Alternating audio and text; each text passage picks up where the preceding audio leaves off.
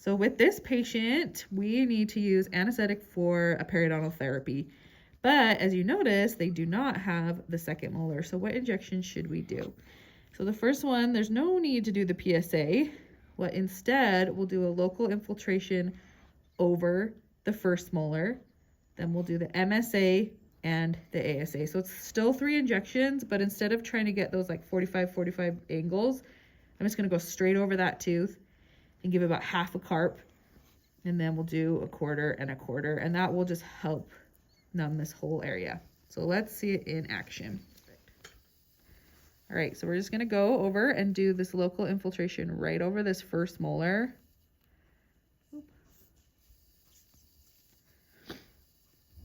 Aspirate, and then we're gonna deposit half a carp right over this tooth.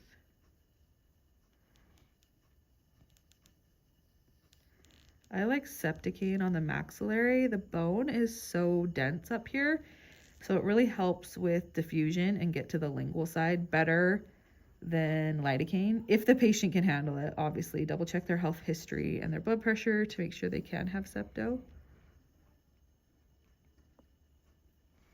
Okay, so now we're gonna do our second injection in this quad, which we're gonna do the MSA.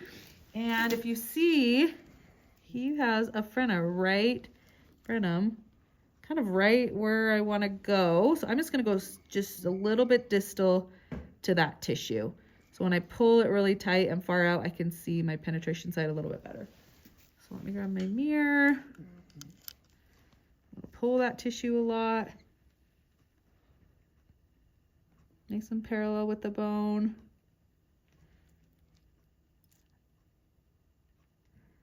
And deposit. If you feel like you're shaking when you do these anterior injections, more anterior, you can use your thumb or your pinky and kind of rest it on the patient's mandible. It can give you a little bit of stability as you give your injection. Or you could look into a petite syringe. This is a regular syringe, but there are petite syringes which are a lot smaller, and they sometimes are better with these anterior injections because you don't have to spread your fingers so far. Okay, now we're gonna do the ASA, and I always warn my patient, this one is the worst one. I'm so sorry. A little pinch, keep breathing through your nose.